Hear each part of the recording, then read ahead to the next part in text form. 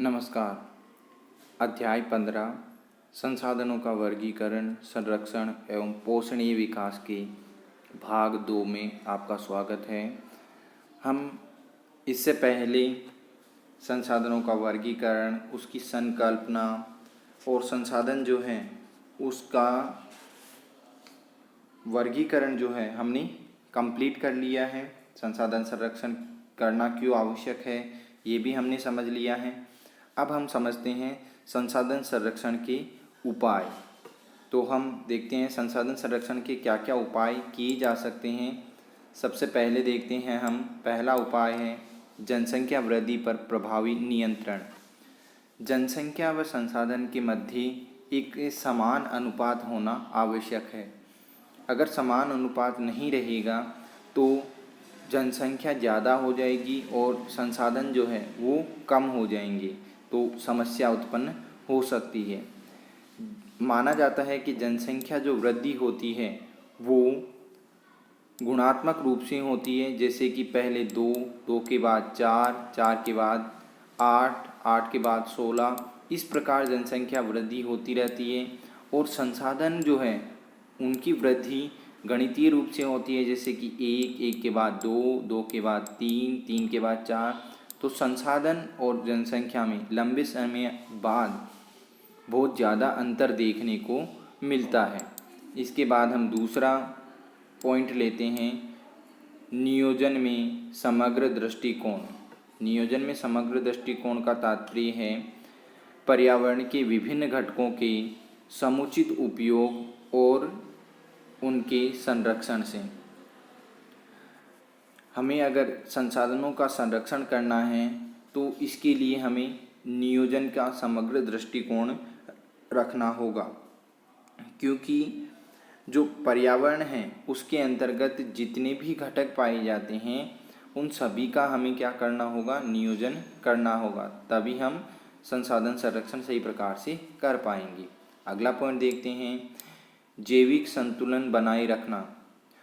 मनुष्य जो है उसके लिए जल, वायु, मृदा, वनस्पति ये आदि जैविक कारक जो हैं वो बने रहने चाहिए। ये सभी जैविक कारक अगर उपस्थित रहेंगे तभी सही प्रकार से मनुष्य या अन्य प्रजातियां या जीवन सही प्रकार से चल पाएगा। तो जैविक संतुलन बनाए रखने के लिए हमें इन सब का संरक्षण करना होगा। अगला पॉइंट, ऊर्जा के गैर परंपरागत संसाधनों का अधिक उपयोग। ऊर्जा के जो गैर परंपरागत संसाधन हैं उनका ज़्यादा से ज़्यादा उपयोग किया जाना चाहिए, और ऐसे संसाधन जो कि समाप्य हैं उन संसाधनों का कम उपयोग कर या फिर जहां आवश्यकता हो वहीं पे उनका उपयोग किया जाए, जिससे हम क्या कर सकते हैं, उन संसाधनों का संरक्षण कर सकते हैं। तो ऊर्जा के जो गैर परंपरागत संसाधन हैं लगभग वो असमाप्य संसाधन हैं, तो उनका ज़्यादा से ज़्यादा उपयोग किया जाना चाहिए। अगला पॉइंट है वैकल्पिक संसाधनों की खोज।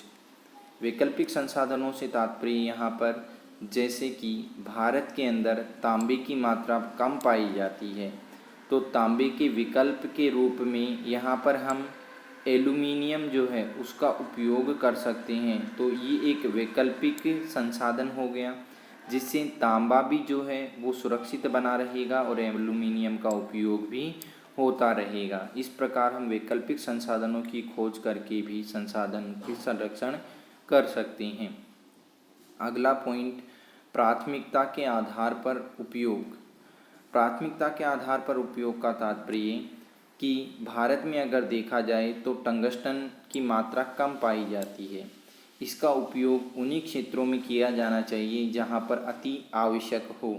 अति आवश्यक क्षेत्रों पर टंगस्टन का उपयोग करने पर हम उसके संरक्षण कर सकते हैं और उसे लंबे समय तक उसका प्रयोग कर सकते हैं। अगला देखते हैं पुनर्चक्रण। पुनर्चक्रण से यहाँ तात्पर्य है ऐसी धातुएं जो कि स्क्रैप हो चुकी हैं, जिनको कतरने के बाद अवशिष्ट रूप में जो बची हुई हैं और जिनका उपयोग होने के बाद वो खराब हो चुकी है, उन सभी वस्तुओं को हम गलाकर या अन्य विधि द्वारा उसका पुनः उपयोग करने लायक उसे बना सकें, तो संसाधन का संरक्षण अच्छे प्रकार से कर पाएंगे। इसे हम पुनर्चक्रण के अंतर्गत रखते हैं। अगला पॉइंट देखते हैं, कृत्रिम वस्तुओं का उपयोग। हम अधिक से अधिक अगर कृत्रिम वस्तुओं का उपयोग करेंगे तो हम प्राकृतिक वस्तुओं को बचा सकेंगे, उनका संरक्षण सही प्रकार से कर सकेंगे। जैसे कि लकड़ी के स्थान पर हम प्लास्टिक या सीमेंट या कंक्रीट का उपयोग करें।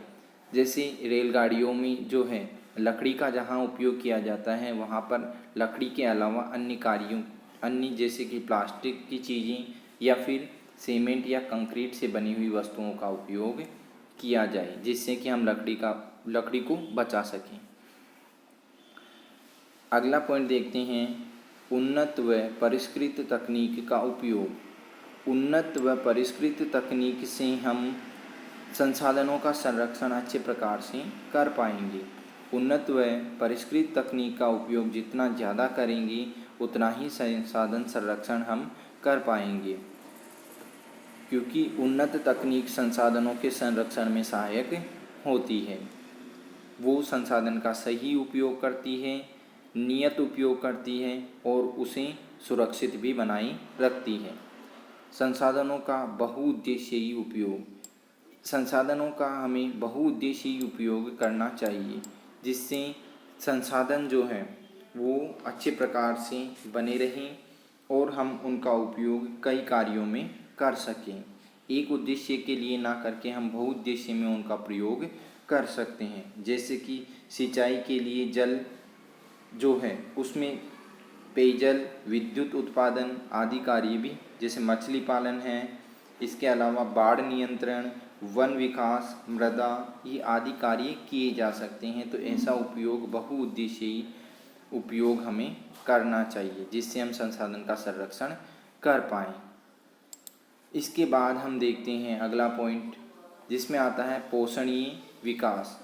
पोषणीय विकास से क्या तात्पर्य है, जिससे हमारी वर्तमान पीढ़ी की आवश्यकताओं की पूर्ति करते हुए भावी पीढ़ियों के लिए भी संसाधनों का संरक्षण किया जा सके।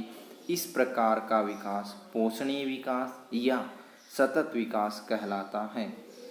हमें संसाधनों का उपयोग तो करना है, लेकिन इस प्रकार से उपयोग होना चाहिए कि वर्तमान पीढ़ी उसका उपयोग कर सके और आने वाली पीढ़ियों के लिए वो संसाधन संरक्षित रह सके। इस प्रकार का उपयोग ही पोषणीय विकास व सतत विकास कहलाता है। आगे बात करते हैं तो जनसंख्या वृद्धि और पोषणीय विकास। जनसंख्या लगातार वृद्धि होती जा रही है, जनसंख्या बढ़ती जा रही है और उसके साथ साथ पोषणीय विकास भी हमें करना है। इन दोनों समस्याओं को देखते हुए हम किस प्रकार से पोषणीय विकास कर पाएंगे, ये इस पॉइंट में हम समझते हैं। देखेंगे, विकसित देशों के अंतर्गत कम जनसंख्या होती है, जिससे ये निर्यात में वृद्धि कर पाते हैं, जबकि विकासशील देश जो होते हैं उनमें या अविकसित देशों में जनसंख्या अधिक होती है, जिसके कारण उनका निर्यात में कमी आ जाती है।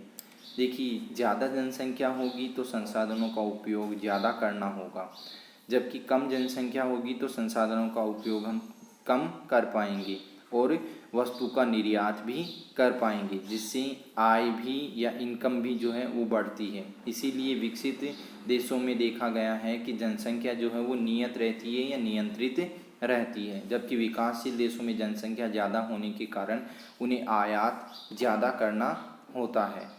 कुछ आंकड़ों के अनुसार हम देख सकते हैं कि ऐसे राष्ट्र जिनके अंतर्गत जनसंख्या नियत है, सही प्रकार से हैं, उन राष्ट्रों का मानव विकास सूचकांक अगर निकाला जाए तो वो उच्च श्रेणी के अंतर्गत आता है। जैसे नॉर्वे का मानव विकास सूचकांक 0.944 है, ऑस्ट्रेलिया का मानव विकास सूचकांक 0.935 है, जबकि स्विट्जरलैंड का मानव विकास सूचकांक 0.930 है। नॉर्वे जो है वो मानव विकास सूचकांक में प्रथम श्रेणी पर आता है। भारत का स्थान देखें तो 130वां स्थान भारत है, जब उसका मानव विकास सूचकांक 0.609 है। जबकि कम मानव विकास सूचकांक या निम्न मानव विकास सूचकांक की श्रेणी में देखा जाए तो अफ्रीका के अधिकतर देश इसमें शामिल किए जाते हैं, जिसके अंतर्गत नाइजर शामिल किया जाता है, जिसका मानव विकास सूचकांक 0.348 है। विश्व का औसतन मानव विकास सूचकांक जो है वो 0.711 है। अब इन सभी समस्याओं को हमें समाधान के लिए क्या क्या कार्य किए जाने चाहिए उनके बारे में एक बार चर्चा कर लेते हैं।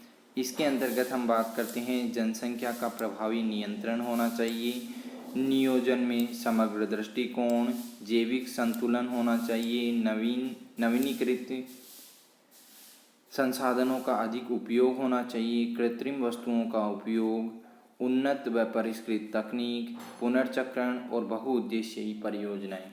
ये सब कार्य करके हम जनसंख्या वृद्धि को नियंत्रित कर सकते हैं और पोषणीय विकास कर सकते हैं। ठीक है, इसके बाद हम इसके क्वेश्चन आंसर करेंगे। धन्यवाद। ये चैप्टर आपका यहीं पे समाप्त होता है।